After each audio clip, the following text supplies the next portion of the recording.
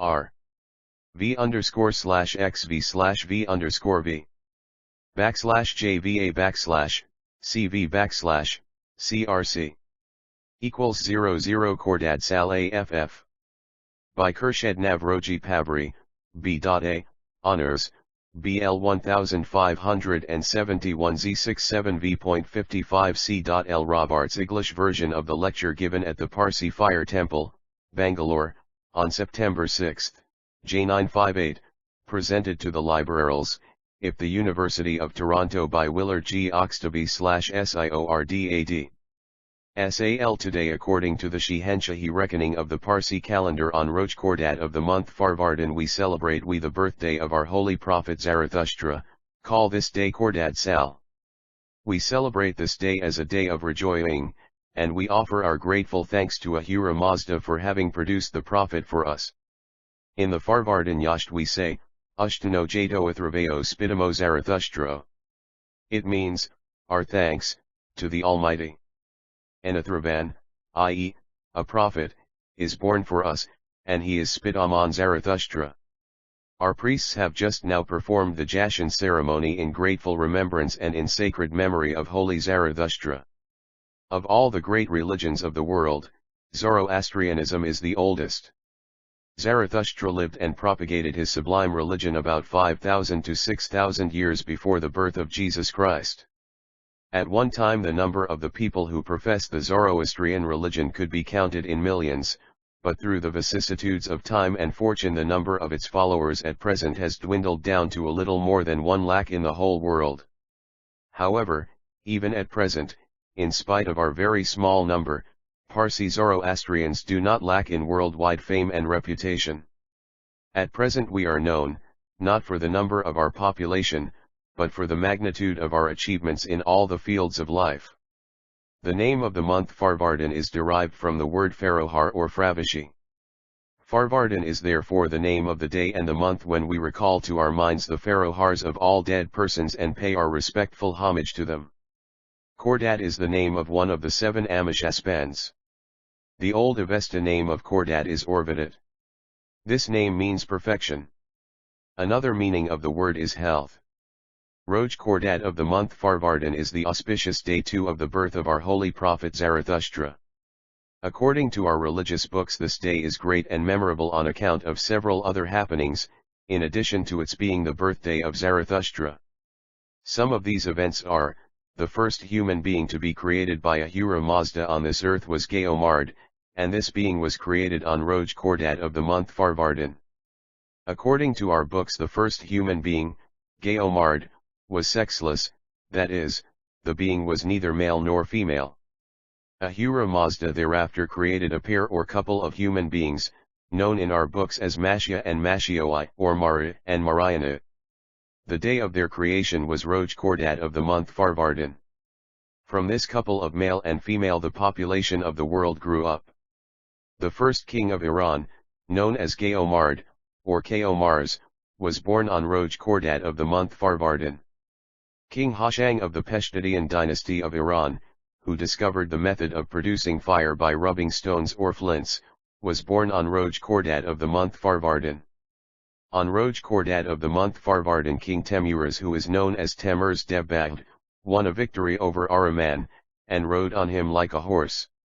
On Roj Khordad of the month Farvardin King Feridun, who had defeated Zohak and imprisoned him, divided his kingdom into 3 parts and distributed them to his 3 sons. The day on which King Khusrab of the Kayani dynasty defeated in battle the Turanian king Afrasiab and killed him was Roj Khordad of the month Farvardin. It was on Roj Khordad of the month Farvardin that King Khusrab abdicated his throne and entrusted the kingdom of Iran to Larisp, and himself disappeared from the world. The day on which the holy prophet Zarathustra acquired from Ahura Mazda knowledge about religion, and on which the Amashaspans accepted Zarathustra as the holy prophet, was Roj Khordad of the month Farvardin. On Roj Khordad of the month Farvardin King Kai-Gushtasp of the Kayani dynasty of Iran accepted the religion of Zarathustra. The above-mentioned events are some of the memorable happenings in the past connected with Roj Khordad of the month Farvardin. Some other past events are also mentioned in our books. As regards the events which are predicted in our books to happen in future, we are told that it will be on Roj Khordad of the month Farvardin at the time of the day of judgment or resurrection that Pelavan Sam, son of Pelavan Nariman, will kill Zohak. At the time of the resurrection Zohak will escape from his bonds and will raise a rebellion. Pelavan Sam will rise from the dead and will kill Zohak. The future prophet Hoshadar will be born on Roj Khordad of the month Farvardin. The last prophet Sashios, in whose time there will be the resurrection, will be born on Roj Khordad of the month Farvardin. The day on which the resurrection will take place will be Roj Khordad of the month Farvardin. We thus see from the above-mentioned events that Roj Khordad of the month Farvardin, according to our books, is an auspicious, remarkable, and memorable day. The holy prophet Zarathustra was born during the reign of King Khursheed of the Kayani dynasty of Iran, 5,000 or 6,000 years before the time of Jesus Christ. Before King Khursheed there ruled over Iran the kings of the Pashtunian dynasty and the early kings of the Kayani dynasty. The religion or faith which was followed in Iran before the advent of Zarathustra was known as the Mazdayasna or Poyariat Keshi religion. Both words mean worship of God. This fact shows that the Iranians even before the time of Zarathustra believed in one God, or in other words they were strictly monotheistic. It is believed that our three short prayers, viz., Hashem Vohu, Yatha'ahu Vario, and Yenghehi Hatam, existed even before Zarathustra. Similarly there existed before Zarathustra the religious tenet of putting on the Sudra and Kusti. According to Ferdowsi the practice of putting on the Sudra and Kusti was started during the reign of King Jamshid of the Pashtunian dynasty. We learn from our books that after the reign of King Temuruz a certain amount of deterioration had taken place in the minds of the Iranians regarding religious beliefs and observances.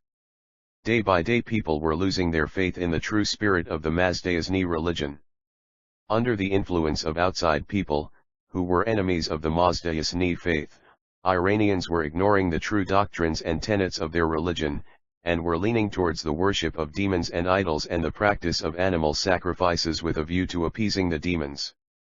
King Jamshid had received from Ahura Mazda the inspiration to revive the old Mazdayasna faith in its original true form, but Jamshid busied himself more in efforts for the uplift of the country in arts, science, and industry, and on that account Jamshid could not devote his energy and attention to a proper and sufficient extent to attempts to restore the faith of the people in the true spirit of their religion. Later in life Jamshid became conceited and arrogant, and his life came to an end at the hands of Zohak. After Jamshid the Iranians lost more and more their faith in the true tenets and practices of the Mazdayasna religion. Having seen the miserable plight of religion amongst the Iranians, Zarathustra decided to revive the Mazdayasna faith in its pristine glory, and he made this object the mission of his life. He sought help from Ahura Mazda, and he tried to understand, and find a solution for, the problematic events apparent and hidden in this world and in the next world. At length through Biman, i.e., good mind, Zarathustra acquired all the knowledge and information he sought. Equipped with this knowledge, he began to propagate his faith. It always happens that when a person desires to introduce a new thing, or wants to reform a thing which is in bad shape, there are many persons to oppose him, and howsoever noble and beneficial the project may be, there are always persons who run it down. Zarathustra encountered many difficulties in his efforts to propagate his religion, but he continued with his mission by finding a solution for all the difficulties and impediments. Zarathustra's cousin, Madioma, rendered very valuable service and help to him in his mission. The first person in the court of King Khursheed to accept the faith of Zarathustra was Asfandiar, son of Khursheed. Thereafter King Khursheed and his wife Hudosh, having learned from Zarathustra all the principles, tenets, and objects of his new faith and having been convinced about their virtues, accepted the Zoroastrian religion. In his Shahnameh Ferdowsi refers to Queen Hudosh by the name of Katabun. Our present name Kaitaun is derived from the name Katabun. We must remember that Zarathustra did not entirely reject the old Mazdayasna religion, but he removed the evil practices and tenets which had crept into it, and in doing so he revived the old Mazdayasna faith in its true spirit. He also introduced many new doctrines, tenets, and practices, and gave an entirely new garb to the old faith. He established a new religion by retaining what was good and introducing important new material. He reanimated the primeval faith and made it more comprehensive and consistent. In our prayer Jazamai Abangak Mazda we often say, Mazdayasna Ami, Mazdayasna Zarathustra Fravarana Astudhaska Fravariteska. It means, I am a Mazdayasni. As a Mazdayasni Zoroastrian, I like to be an admirer and believer of this religion. There is a reference to the Mazdayasni faith in the very beginning of the Din no Kalmo, i.e., the declaration of faith, which every child is made to recite at the Navyot ceremony, the ceremony for initiation into the Zoroastrian religion. It says, Rajishtiao Kistao Mazdadhatao Ashayanyao Danyo Mazdayasnwash. It means, may glory be to the good Mazdayasni faith and the righteous and pure knowledge, which is the gift of Ahura Mazda. We have now with us only the 5 Gathas out of the books written by Zarathustra. When Alexander the Great of Greece conquered Iran and overran the whole country, he destroyed the great and valuable library and the museum at Persepolis. The store of knowledge and culture of Iran was thus destroyed. It was revived to some extent in the time of the Sasanian kings by priests and scholars, who from generation to generation had remembered by heart the contents of the old books. When the Arabs conquered Iran, they destroyed our scriptures and religious books, with the result that our old and valuable treasure of knowledge and culture in its entirety is not with us now. What has survived destruction is only a very small part of our old Kolakwan. The main point in the foundation of the Zoroastrian religion is Ashoy, which means righteousness. Asha or Ashoy is a very powerful weapon against all evil forces. Without the help of Ashoy one cannot carry out the noble doctrines of Manashni, Gavashni, Konashni, or Humata, Hukta, Huvarshta i.e. good thoughts, good words, and good deeds. The meaning of our old, small, but noble prayer Hashem Vohu is, Ashoy righteousness is the best gift and happiness. Happiness is unto him who is righteous in the matter of the best righteousness. The doctrine of Manashni, Gavashni, Konashni, good thoughts, good words, good deeds, is the very essence or foundation of all Zoroastrian teaching and all Zoroastrian philosophy. The doctrines, tenets, and principles of the Zoroastrian religion have their foundation in truth, purity, hygiene, sanitation, and cleanliness. They are quite simple, practical, and tolerant enough to be universally acceptable. The code of ethics prescribed in our religious books, which regulates our conduct and our observance of laws, rules, and regulations, is quite consistent with common sense and practicability.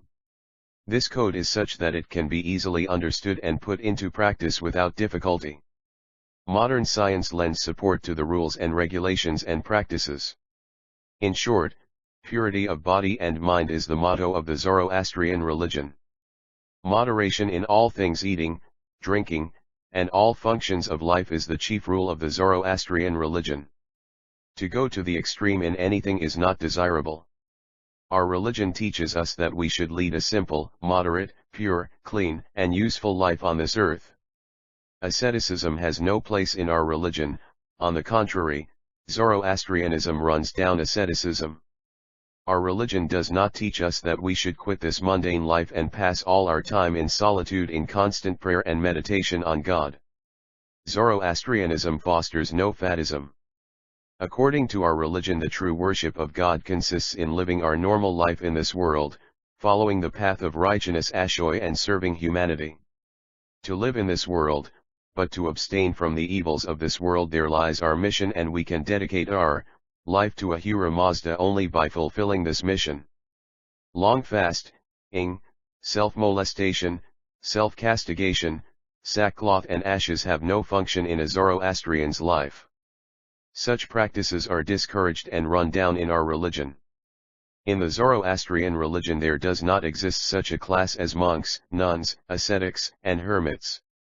Such a class of people is hated in our religion, because they live a life which is not useful in any way to the people of the world, and they are mere parasites on society. It is the duty of man to fulfill in moderation all the functions of life ordained by the Almighty for mankind. Zoroastrianism stands for controlling and regulating bodily desires, but not for suppressing and killing them.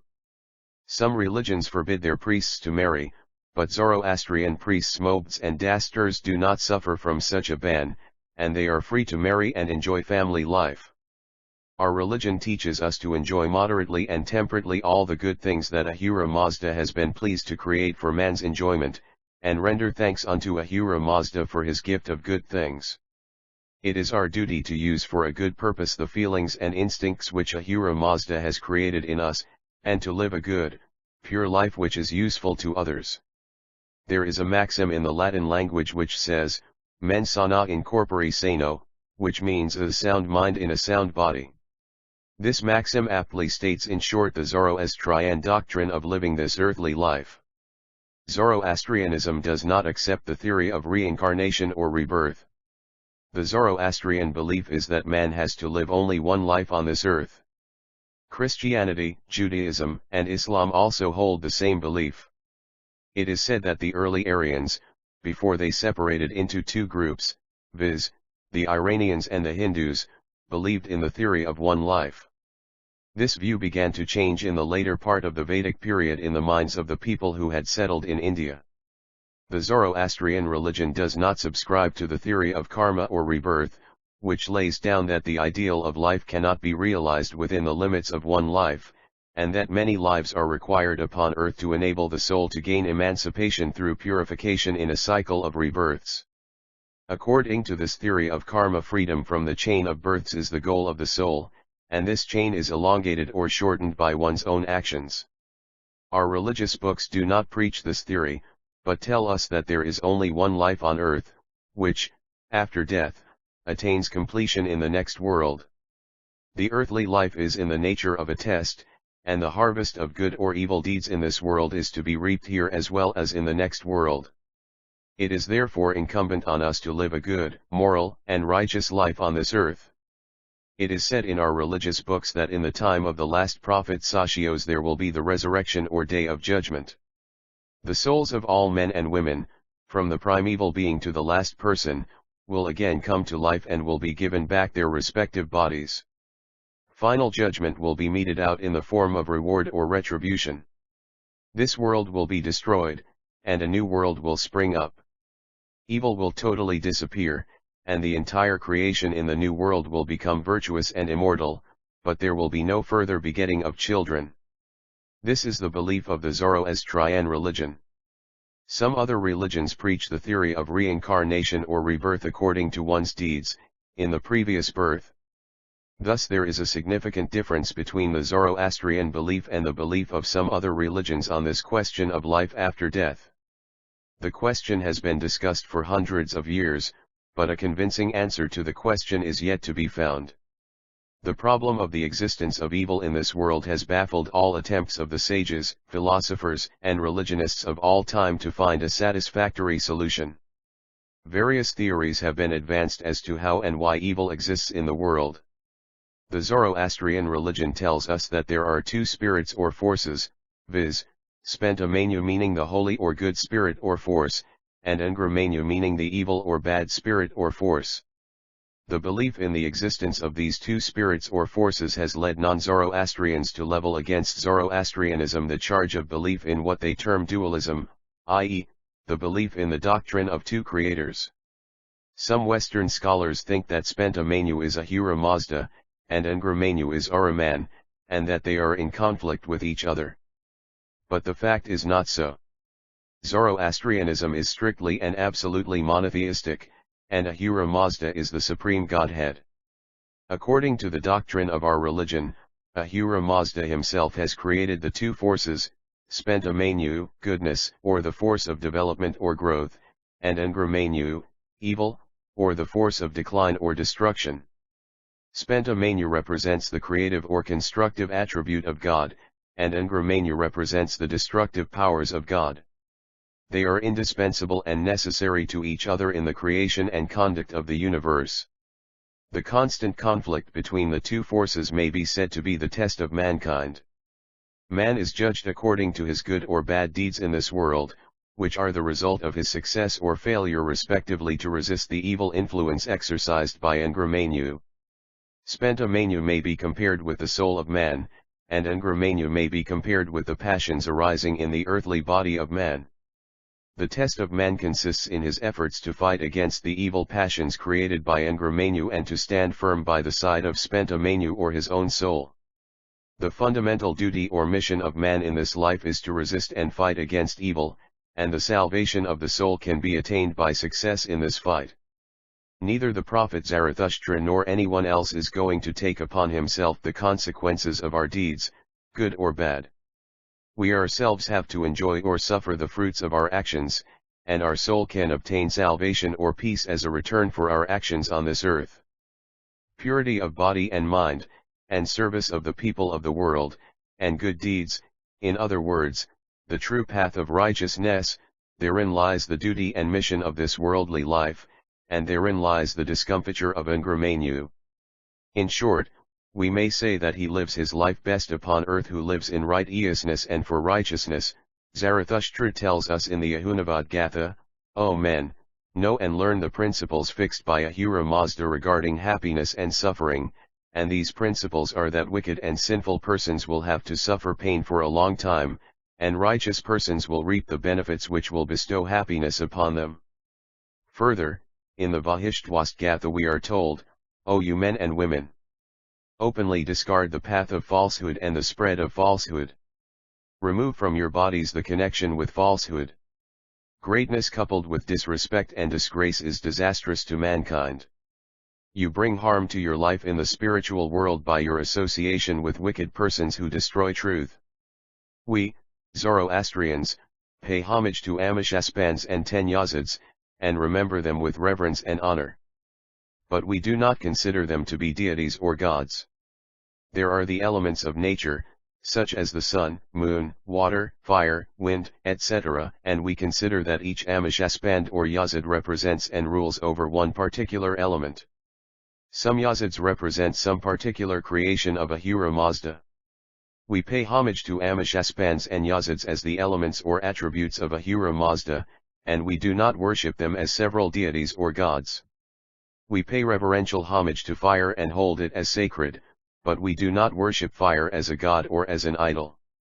We revere fire and pay our respectful homage to it only as an element or attribute of God, or as a symbol of light, which is an element of God.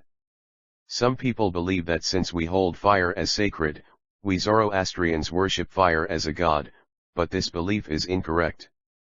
Ferdowsi, the author of the Shahnameh, must have heard of such a belief, and that is why he says in one place in his famous epic, Mapendark Adish Parastan Budand, Parastandi Pakyasdan Budand, i.e., do not think that they, Zoroastrians, were worshippers of fire, they were worshippers of Pakyasdan, the holy god.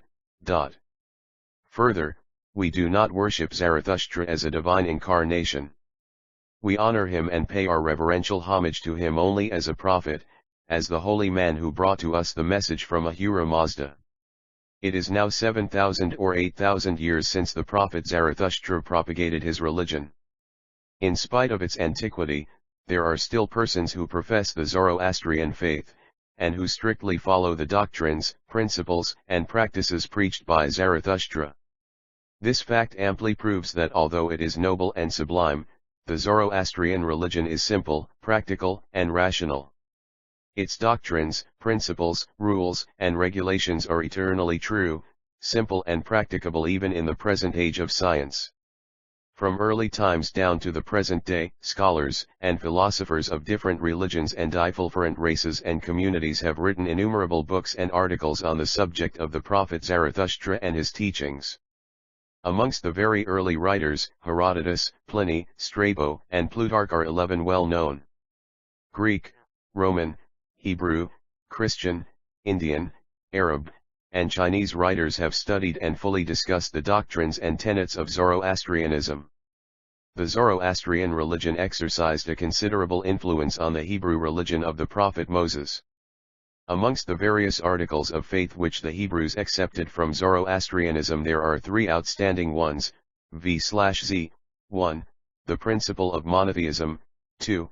The belief in the theory of one life on this earth, and 3. The belief in the resurrection or day of judgment. End. In the Old Testament of the Bible we find several references to Iranian kings, especially Cyrus, Xerxes, and Darius of the Achaemenid dynasty. At a later date Christianity and Islam adopted these three beliefs as articles of faith. Greek and Roman philosophy and culture are based to some extent on the principles of Zoroastrianism. Other religions and communities have adopted as their own the Zoroastrian tenet of offering homage to the sun, moon, fire, water, wind, etc., as elements of nature or attributes of God. During the last 2 centuries scholars and religionists of Europe and America, such as Thomas Hyde, Ainquetil du Perron, Darmstetter, Martin Hogg, Geiger, Bartholomew, Max Muller, Drive West, Dr. Mills, Professor Jackson, and others have studied and written a large number of books on the Zoroastrian religion, and they have expressed nothing but immense praise and appreciation of the tenets and doctrines of Zoroastrianism. European scholars and Orientalists, like Gurdjieff, Lassen, and Henry Rawlinson, succeeded in deciphering the cuneiform inscriptions on the hills and palaces of ancient Iran of the Achaemenid period, which had remained undeciphered until the 19th century. The cuneiform writings have brought to the knowledge of the world the glorious period and the wonderful achievements of the mighty kings Cyrus, Xerxes, and Darius, and the art, science, and culture of Iran of that era have become known to the world to a much greater extent than before. The contribution of Zoroastrianism towards the culture, arts, civilization, and literature of several countries of the world is not small. Countries' morals, philosophy, laws, social customs, and literature chiefly depend upon its religion, because it is religious thought which influences these spheres of life and imparts to them the important bend or turn which characterizes them. From ancient times till the conquest of Iran by the 12 Arabs, the country had wide contacts and connections with various countries and different races, and on that account the religious philosophy, culture, arts, and literature of Iran could not but exert a salutary and beneficial influence on the people of these countries and races. It is said that when Alexander the Great conquered Iran, there existed 2 copies of all our books and scriptures. One copy of the collection, which was destroyed by Alexander, was in Persepolis, and it was called Daz-i-Nibisht, meaning fort of documents. The other copy had been deposited in another place, and it was called Ganj-i-Shapagan, meaning royal treasure house. The latter copy is said to have been sent to Greece by Alexander, and it was translated into the Greek language. Thus the Greeks became acquainted with the writings of Iran, and from Greece the knowledge spread to other countries of Europe. Neither the original Avesta writings nor the Greek translations exist now. The noble and sublime faith of Zarathustra has weathered the heaviest of storms and passed through the crucible of the most crushing persecutions. During the long period of 7,000 or 8,000 years the Zoroastrian religion has experienced various vicissitudes, but it has come out triumphant from each ordeal. No doubt there are only a few followers of Zarathustra now in India and Iran. They are now a microscopic minority as compared with the followers of other great religions of the world. Yet the very fact that the religion established by Zarathustra thousands of years ago still flourishes and that there are still staunch followers of the faith goes to prove that the principles, doctrines, and tenets of the faith and the mode of good, moral living based on Manashni, Gavashni, Kunashni are eternally true and ever enduring. In spite of the very small population, even now the name we Parsi Zoroastrian is well known in the world. Have attained a great reputation through our qualities of head and heart. After the Parsis settled down in India, they earned a name and reputation for themselves in trade, commerce, industry, arts, politics, etc. The Parsi community can justly be proud of its achievements in every walk of life. Charity, thy name is Parsi has become a well-known saying. In spite of their small number, Parsis have donated large sums of money for cosmopolitan 13 charities for the benefit of all communities without distinction of caste or creed.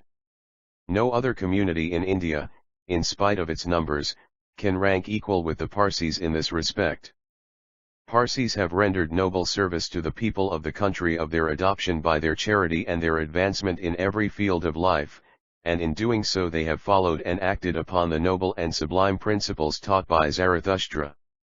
With their strong faith in the noble and sublime traditions of Zoroastrianism, Parsi Zoroastrians will ever remain ready and prepared to withstand firmly and overcome any difficulties which may confront them in future, and will keep the banner of the religion of Zarathustra ever flying.